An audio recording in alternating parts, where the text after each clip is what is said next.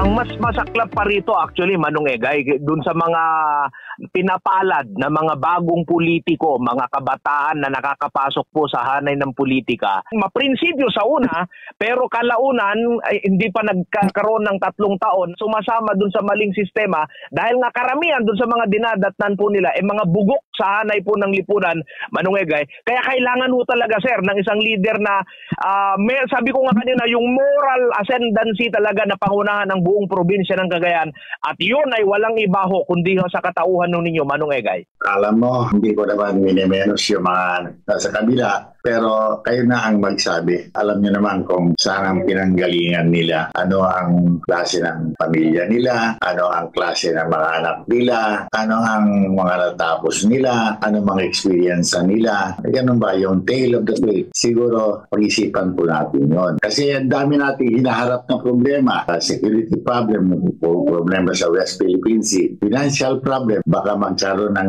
1983 financial crisis, global warming problem, taon-taon na dumadaan dito sa probinsya natin. Pero din tayong opportunities. Ang laki ng human resource natin, ang daming graduates sa college every year, ang daming may skills na pundar natin sa libre na pagpapaaral ni Governor sa required skills, antero, electrician, welder, ang dami yan. Wala lang mapasukan. Then lastly, ang natural resources natin, may dagat tayo, may bundok tayo, may river tayo. Yung location ng Cagayan, malapit tayo sa mga bayan na kailangan ng mag-manufacture. Mga tao, kailangan nila China, Taiwan, Japan at South Korea.